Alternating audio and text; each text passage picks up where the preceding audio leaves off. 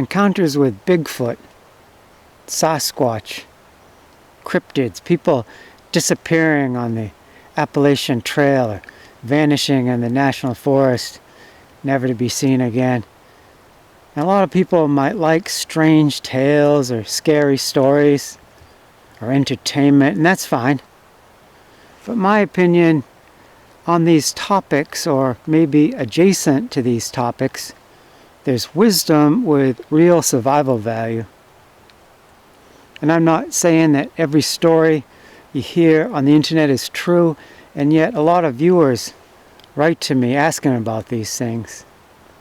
What seemed to open up the floodgates was a recent video about disappearances on the Appalachian Trail, and it was hundreds of comments, and of that a lot of it is about Bigfoot and people asking, what are my experiences? Okay guys, the first thing that I'd like to do is read some of your comments so you can be heard, and then after that I'll talk about my experiences. This is from Chase Shadow. He says, hello Doug, just come across your channel. You have a new sub from the UK. Well, thank you, Chase Shadow. It's nice to have you here. Quick question, have you ever had any strange, unexplainable, unnatural experiences on your forest adventures? Thanks. So that's kind of the comment I'm talking about right now, and I love people watching. I love the viewers. I thank you very much that the channel's just over 10,000 subs now. That's just really amazing, and I'm so honored and grateful. And I value all your comments, even things maybe a little out of the ordinary, or what some people might think is out of the ordinary. And there's a person that wrote, this man knows what he knows more than he's saying. And another person wrote, this one seems to know more than he lets on, and then in emojis 6 shocked faces. Which is true. I can't address every topic at once, or if it's a large topic I really have to focus so it's intelligible. So we'll just have to go through it a little bit at a time. This is from Eric Woody Variety. Are there unknown creatures killing people on the Appalachian Trail? Actually, down south, it's the Appalachian Trail, and you head north, and you head north, and at some point, I'm not exactly sure, but by the time we reach New England, where I am, it transfers into the Appalachian Trail. But as the case may be, he's asking, are there unknown creatures killing people? Then Paulo writes, too many people who hike are suddenly missing. Why? Trish Ann Bell, there are far more cases where they vanish, belongings, and the body is never found. So accidents, I get it, but the absolute vanishings, that's the real danger. River Moss writes, some people may have been taken by a Sasquatch or some other interdimensional being. And then Bob Ross writes, I don't think it's the Bob Ross, Sasquatch are omnivores. Just putting that out there. Then Zambot, they're always described as an experienced hiker. Doesn't mean anything to Sasquatch. Daver Counting Cigars writes, I told you Bigfoot exists. Well, I get hundreds of comments. I don't remember your particular comment, but thanks for the warning. Then Gary C. writes, one word can explain all the disappearances. Sasquatch. And that's in all caps, Sasquatch. So people have different ideas and opinions, different views, and that's all fine. And, you know, I'm not trying to contradict anyone. I don't want to hurt anyone's feelings. We just can have different views.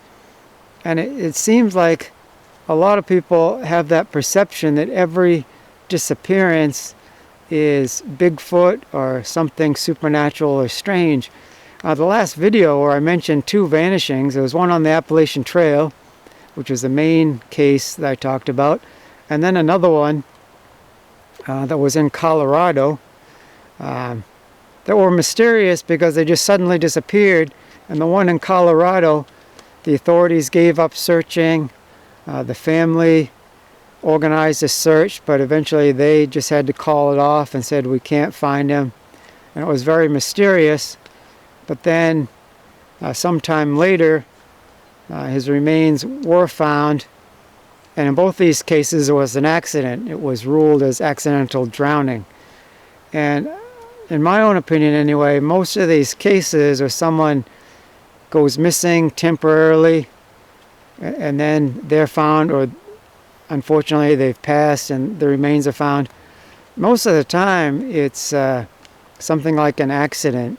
Maybe someone got over their head, got into more than they could handle and didn't make it. Another big thing is falls. Another common occurrence is medical events. So if someone's found, then investigators might be able to determine, or at least think they know, what the cause is. If someone's never found, then it opens up in a lot of people's minds more of an idea of mystery, and in those cases I can't say.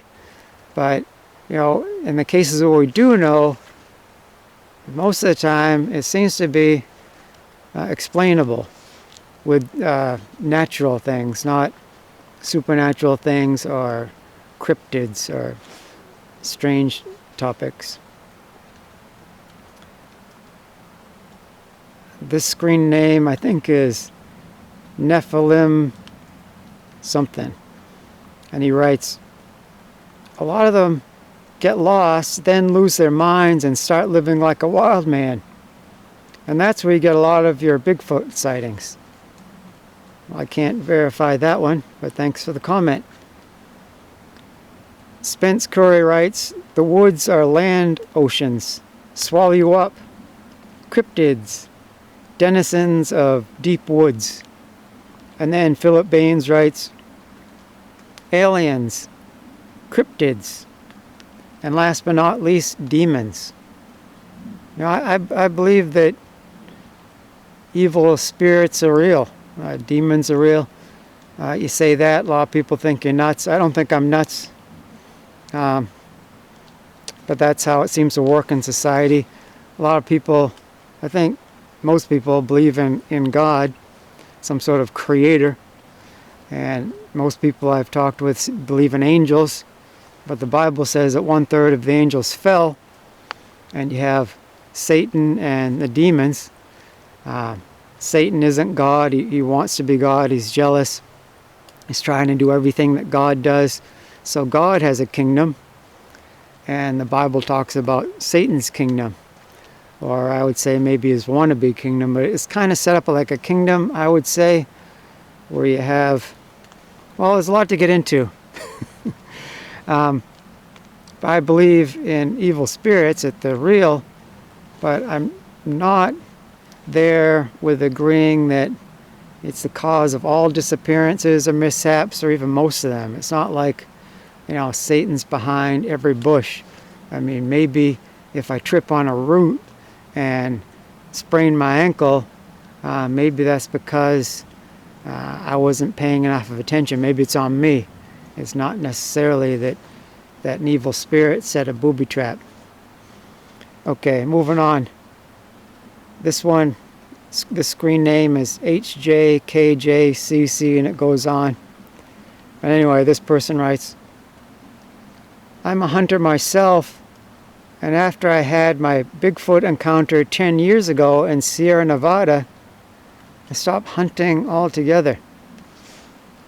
So then you get eyewitness reports. This isn't people listening to scary tales on shortwave radio or reading scary tales on the internet or watching videos and then reporting something like this. At least I mean, I don't know this particular person. I'm only taking them at their word, but there's people that report anyway that they have personal encounters. You know, and then there's another phenomenon where there's people watching my videos and saying they see something strange, or they even see Bigfoot in one of the videos. And there's a case like that. It's Proto-Euro writes, a Sasquatch peeking around that stump on the left. So then I wrote back to them and asked if they were serious or joking, because I didn't know. There's some of the comments on there that are obviously jokes, other things I'm not sure. But then Proto-Euro responds, serious. My content to you was deleted. The Lord wanted me to warn you and the people watching this channel, the responsibility is on you. Okay, so I didn't delete any comments. So I have noticed, in my opinion, that the YouTube comment system can be buggy. I don't know if it's YouTube trying to remove or shadow some comments that aren't friendly. I'll just say that.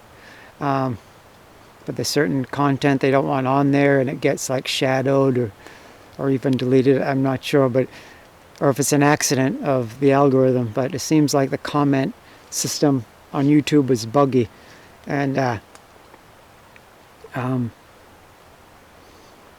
he says that comment was deleted, so he's writing again apparently, and he says that the Lord warned him to warn me and to warn you, the viewers, that there was Sasquatch peeking around a certain stump. Well, I'll cut to the video footage, the raw footage. Okay, left of the stump. Try zooming it in. I've looked at it. I haven't been seeing Sasquatch. I watched the video. I asked again to the person for more specific information, like a timestamp where he could see Bigfoot. And after a week, he hasn't responded. So I respect other people's views. And I appreciate warnings if somebody thinks I'm in danger. It's a serious thing, speaking in the name of the Lord. And people can mean well.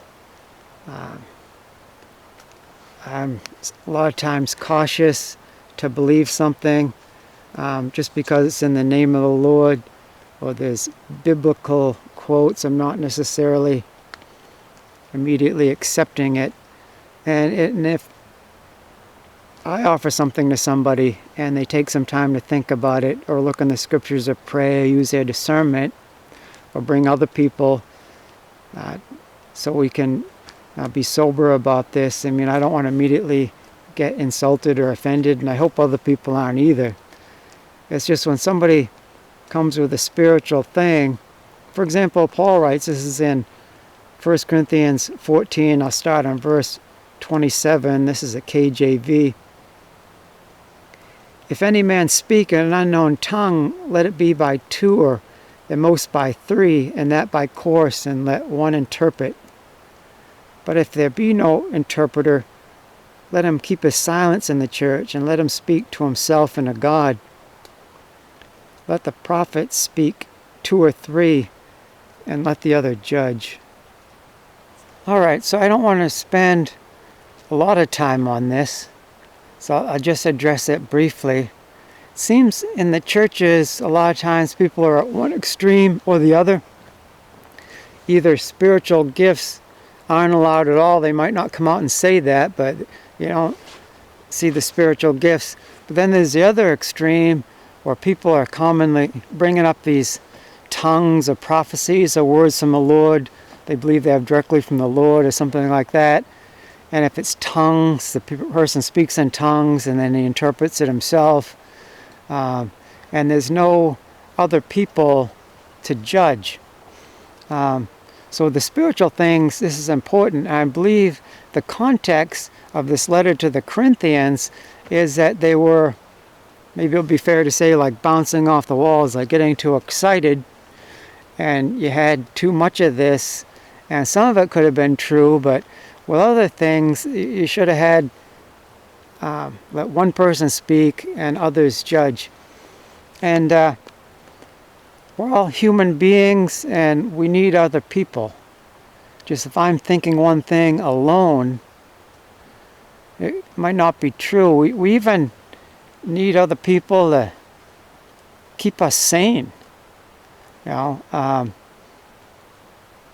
one of my favorite survivalist movies was Castaway with Tom Hanks, where he's talking to the volleyball. It was Wilson, and that can actually be a thing, because maybe he's going a little bit insane because he's on his own. Because we need other people to keep us grounded. And if I have a thought that's off base and I don't interact with other people about it, I can go further and further away. I'm not talking with mental illness, I'm talking about everyday people. We need to touch base with other people, keep ourselves grounded. And are there people that you respect? Might be older than you, or not necessarily. They could be more mature in the faith, you think, or you just really respect them. You see their manner of life, and you respect them, and other people you can listen to particularly. And just, can we start to look into some of these things? Is there some truth to it, or some wisdom, or things to learn without going way out there? Also, John writes in his first letter, chapter 4, verse 1, "Beloved, believe not every spirit, but try the spirits, whether they are of God, because many false prophets have gone out into the world." Okay, so I'm not calling anyone a false prophet. That's just a quote from the scripture. But he says that there's different spirits that have gone out there. And just because something's spiritual, what is it? Could be the person's own spirit. Like, you know, a lot of people are really invested in Bigfoot and cryptids. I'm not saying there's anything wrong with that. Again, I'm not trying to offend anyone. I mean, please don't take it that way. But if I really want there to be a Bigfoot or whatever, then I tend to bring that from my own spirit. You hear any sort of broken branch or thump, and if you want to see Bigfoot, good chance you can. So it can be a person's own spirit, and again, you know, evil spirits are real.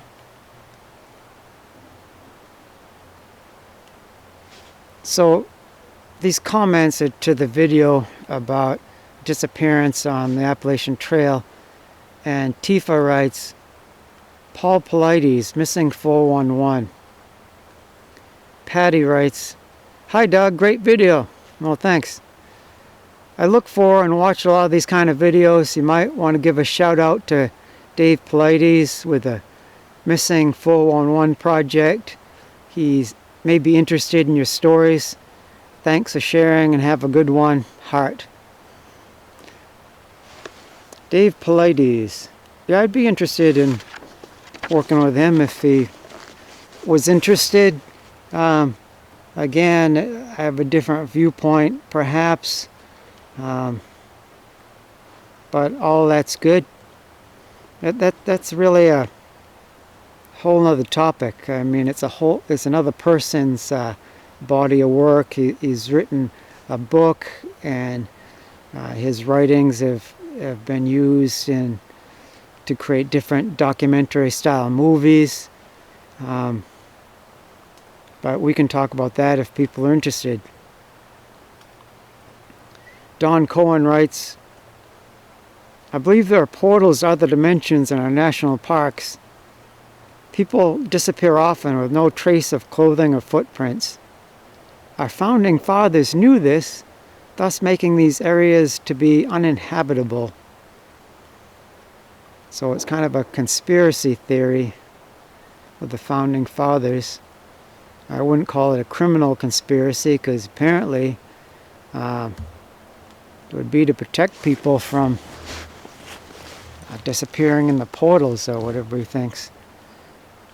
Then United States Siri writes, the underground creatures come out of the tunnels and take hunters and hikers away.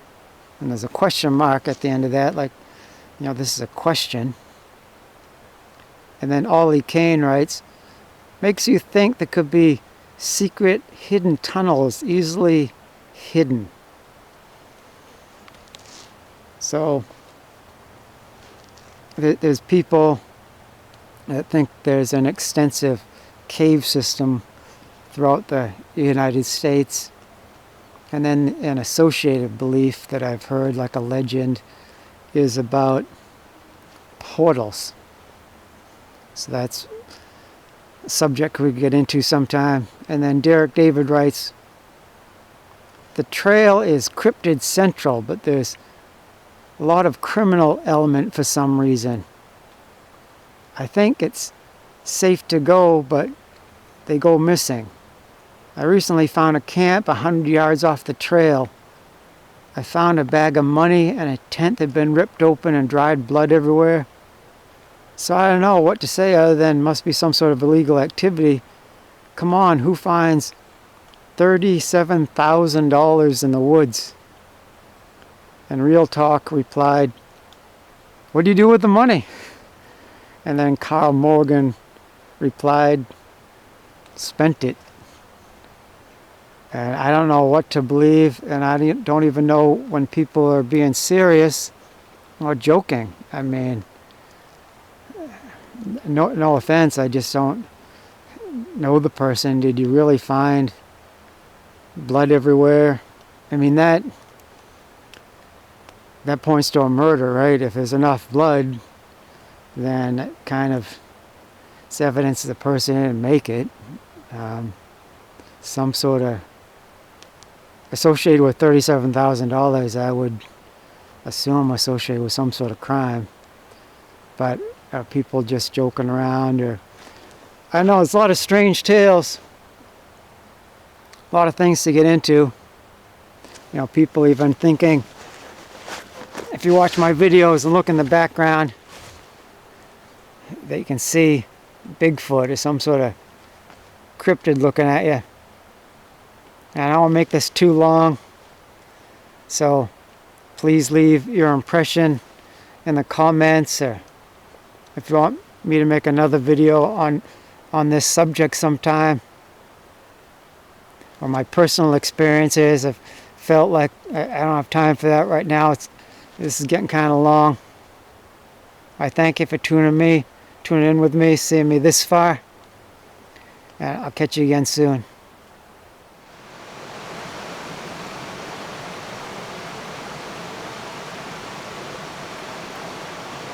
For God has not given us a spirit of fear, but of power, and of love, and of a sound mind. 2 Timothy 1:7.